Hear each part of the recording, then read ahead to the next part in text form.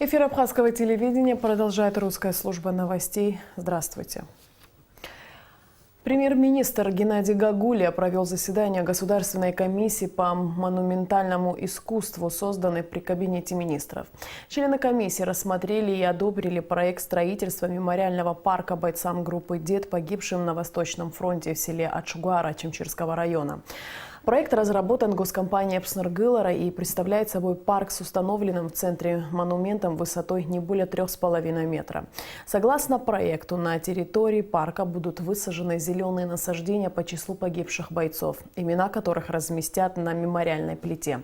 Также в ходе заседания были рассмотрены проект памятника герою Абхазии Мушнихвардске, который будет установлен на его могиле в селе Лахнагудаутского района, и проект мемориала воинам-выходцам из села Ишера Сухумского района, погибшим в Отечественной войне народа Абхазии. По решению комиссии эти проекты отправлены на доработку. 25 лет исполнилось со дня освобождения села Каман в ходе Отечественной войны народа Абхазии. В операции принимали участие бойцы Афона-Ишерского батальона. Каждый год в этот день они приезжают в село Каман и возлагают цветы к памятнику погибшим. С ветеранами пообщалась Сария Смар. 19 человек погибли при освобождении села Каман, 13 при освобождении села Шрома и 32 при взятии горы Ахпюк. А еще двое пропали без вести в июле 1993 года. Это потери только одного Афона-Ишерского батальона. Это еще один повод задуматься, в какой ценой досталась нам победа в Отечественной войне народа Абхазии. Несколько лет назад в селе Каман был установлен памятник погибшим. Каждый год боевые товарищи собираются здесь, вспоминают погибших друзей, заново переживая, осмысливая, все острее ощущая боль от потери. И на этот раз ветераны и семьи погибших долгое время не расходились. Для каждого из них июльские дни 93-го сопряжены с особыми воспоминаниями. В памяти всплывают мельчайшие подробности боевой операции. Особенно погода. Такое забыть невозможно, говорят ветераны. 5 июля весь день непрестанно лил дождь. Было холодно. Тяжело в этот день и матерям погибших. 4 сына Тамары Авитова и Зугбая погибли на войне. Младший Алмазхан участвовал в операции по освобождению села Каман. Здесь он и погиб. 3 вперед погибли братья. Мы, например, даже не думали, что он пойдет сюда 4-й.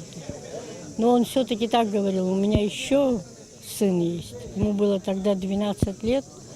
Он говорил: у тебя, мама, сын еще.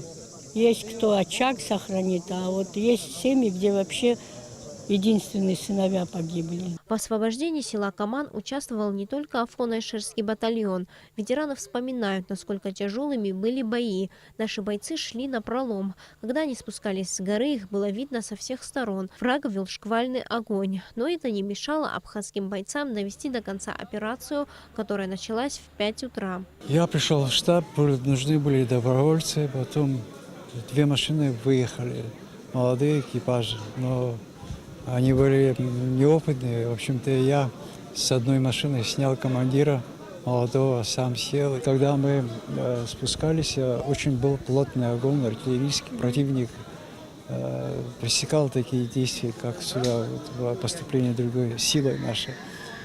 И чтобы усилить команду, которая здесь закрепилась, это ишерская группа, на спуске вниз мы подорвались на противотанковой мине. Тогда сразу же погиб механик Ахралакрба. Командир Афонской роты, герой Абхазии Рауль Смыр, или Али, как его называют, вспоминает: победа в этой операции имела стратегически важное значение в последующих боях. Именно поэтому и была команда идти до конца. Выручая друг друга и прикрывая собой боевых товарищей, бойцы Афона-Ишерского батальона сделали все возможное, чтобы выполнить задание. Мы 4:30 начали атаковать Каман. И в 4 часа закончили операцию. Ну, это была очень тяжелейшая операция. Не так легко было освободить вот этот красивый маленький село Каман. Ну, здесь сложили свои головы 19 наших боевых друзей. И около 45 ребят здесь были тяжело раненые. Сложнейшая операция по освобождению села Каман закончилась лишь к вечеру. Враг, плотно засевший в этих краях, был выбит неимоверными усилиями бойцов и ценой многих жизней. Сария Смыр, Михаил Братухин, Абхазское телевидение. Врачи Центра Спаса МЧС России проводят занятия по обучению своих абхазских коллег навыкам обращения с современным медицинским оборудованием, поступившим в республику накануне. Подробности в материале пресс-службы МЧС Абхазии. Сотрудники МЧС Абхазии совместно с врачами Минздрава Абхазии приступили к активной фазе обучения правилам эксплуатации медицинского оборудования и технической документации реанимобиля, переданного накануне спасательному ведомству российскими коллегами. Занятия разделены на теоретические и практические. Проводят их врачи отряда Центра Спас МЧС России и представители компании-производителя. Оборудование в реанимобиле достаточно простое в обращении, надежное и подобрано таким образом, чтобы оказать пострадавшему максимально широкий спектр медицинской помощи. Что же до уровня стартовой подготовки потенциального обслуживающего персонала, то, по словам российских специалистов, он вполне приемлем. Все ваши врачи готовы к работе в условиях этого автомобиля. Мы сейчас просто немножечко им покажем, как все работает, и они должны справиться со всем, что мы им сейчас привезли. Весьма важным обстоятельством является повышенная автономность работы машины. Учитывая сложный горный ландшафт и наличие немалого количества труднодоступных мест на территории нашей республики, возможности автономной работы в экстремальных условиях приобретают жизненно важное значение. Если, допустим, какой-то несчастный случай произошел в отдаленном районе, и до лечебного учреждения ехать достаточно долго, 5, 6, возможно 10 часов, автомобиль укомплектован таким образом, что он может дать работу на это время всего оборудования, что там предустановлено, и всех необходимых медицинских газов, электричества, всего, что нужно для работы реаниматологов в условиях длительных переездов. Теоретические и практические занятия абхазских спасателей и врачей будут проходить в течение 2 недель. По их завершении предусмотрено тестирование обучающихся, что в свою очередь позволит определить степень усвоения необходимого объема информации и уровень приобретенных на практических занятиях навыков. Последние несколько дней жители города Гагры испытывали проблемы с водоснабжением. Виной всему оказалась аварийная ситуация на водопроводе сразу в нескольких местах. Сейчас проблема устранена. Об этом в интервью Гагра ТВ рассказал заместитель главы администрации района Владимир Джения.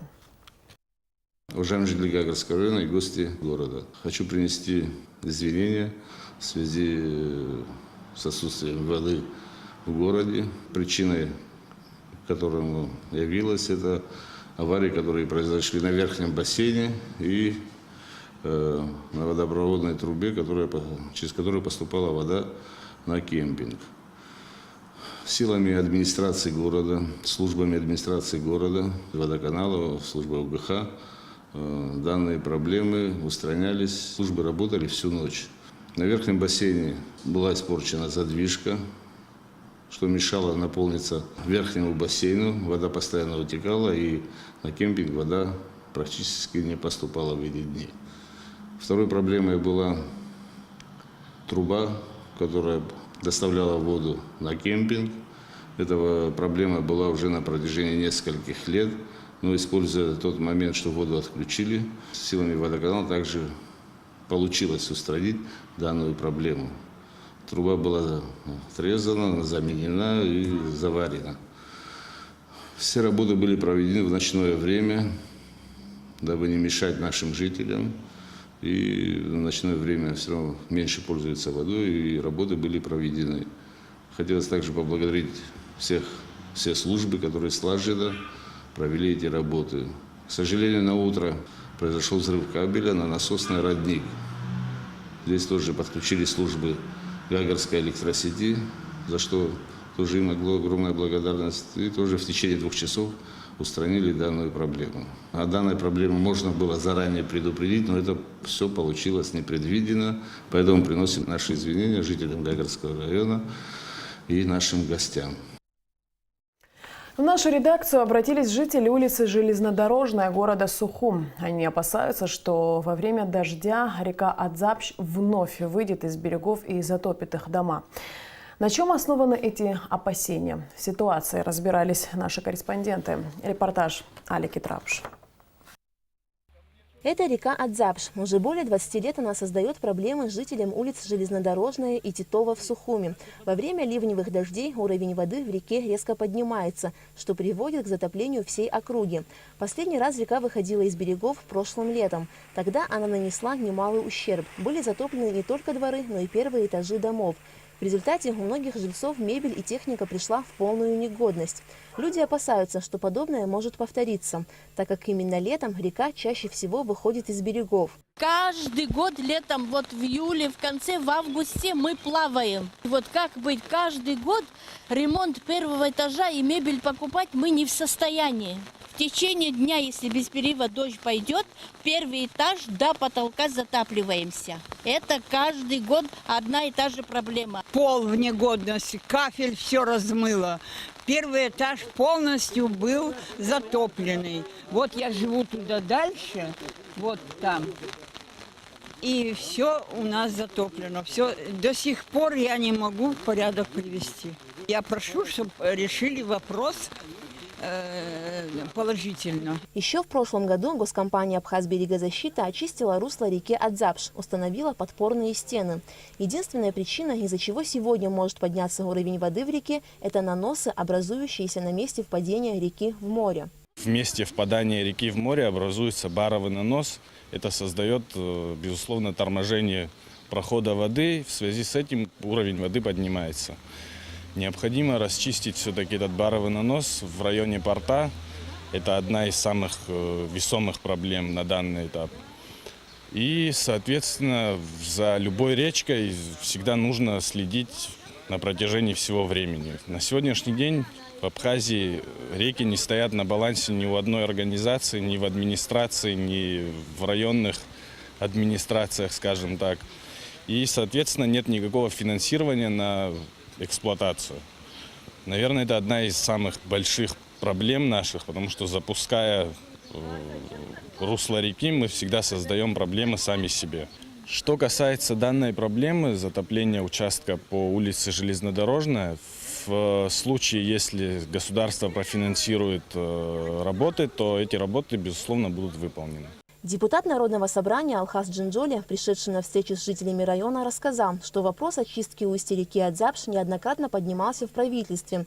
Чтобы начать эти работы, необходима спецтехника, которой на данный момент нет. Те работы, что проведены, в какой-то степени облегчили состояние. Тут уже хоть не каждый дождь вызывает подъем уровня, то есть воды.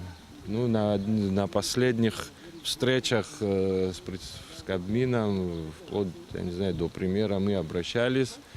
Было такое понимание, обещание, что технику по возможности соберут, введут в устье реки. Там технически очень сложное место, там, учитывая, что находится портовое хозяйство, 2 моста, один из которых автомобильный, его не перекроешь.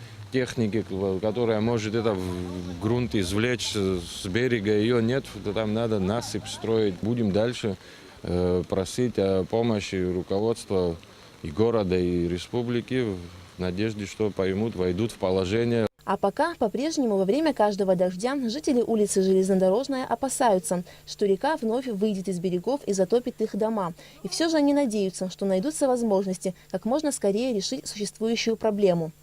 Алика Трапш, Михаил Братухин, Абхазское телевидение. Национальный банк Абхазии принял участие в международной нумизматической выставке, которая проходила с 29 июня по 1 июля в Гонконге. Об участии в выставке в интервью Абхазскому телевидению рассказала начальник службы внешних связей Национального банка Абхазии Лиана Агрба. Мы впервые вышли на азиатскую площадку. Это направление для нас очень интересно, так как азиатский рынок сейчас является той самой площадкой, которая развивается наиболее стремительно и представляет наибольший интерес. И для Банка Абхазии было интересно попробовать заявить о себе именно на этой площадке. Так как мы, конечно же, для нас это было немного сложно, так как мы, там, можно сказать, темная лошадка, нас вообще не знают. Если даже в Нью-Йорке было какое-то представление о том, что такое Абхазия, где она расположена, в связи с конфликтом, может быть, о нас больше знали, то в Гонконге нам приходилось даже говорить не только о монетах, сколько о республике в целом. То есть мы рассказывали, что такое Абхазия, где она находится, что из себя представляет, про нашу банковскую деятельность и эмиссионную деятельность. Они не сразу подходили, они сначала сдержанный интерес высказывали, не вступали в диалог, просто рассматривали монеты. Затем уже подходили, смотрели каталоги. Мы повезли очень много с собой продукции, именно информационного характера на английском языке, и они проявляли к нему интерес, то есть они забирали каталоги, потом они возвращались, и уже у них были конкретные вопросы, они знали, что их интересует. Конечно же, в сложившихся политических реалиях на сегодняшний день это участие в подобного рода международных выставках, конференциях нумизматических. Это единственный способ заявить о себе как о самостоятельном и независимом эмиссионном центре, который представляет республику наравне с другими странами, банками, регуляторами, монетными дворами. День столицы Абхазии Сухума по традиции отмечается в первую субботу июля. В этот раз из-за погодных условий городские власти перенесли праздничные мероприятия на воскресенье, 8 июля. С 18 часов на набережной у памятника неизвестному солдату начнется музыкальное представление для детей. Управление образования администрации города Сухум подготовило для юных жителей столицы разнообразную программу. Ростовые куклы, интерактивные развлечения, флешмоб, дискотеку, запуск воздушных шаров. А в 20:30 празднование Дня города продолжится концертом на территории Сухумской крепости, подготовленным Управлением культуры столичной администрации с участием артистов абхазской эстрады. В Сухуме завершился ежегодный международный турнир по баскетболу, посвященный памяти первого президента Федерации баскетбола Абхазии Сергея Багапш. По итогам соревнований первое место заняла команда из Волгограда, второе – команда из Славянска на Кубани, третье заняла команда из ДНР, четвертое место у команды из Черкесска, пятое у баскетболистов из Беслана, шестое место заняла сборная Абхазии и седьмое место у команды Абхазского государственного университета. А сейчас о погоде. По сообщению Гидромедцентра, в выходные дни в Абхазии ожидается облачная погода с прояснениями. В субботу ночью и до второй половины дня дождь, в воскресенье преимущественно без осадков. Температура воздуха ночью плюс 17-22, днем 23-28 тепла. Температура морской воды плюс 26. На этом наш выпуск завершен. Всего доброго и до встречи в эфире.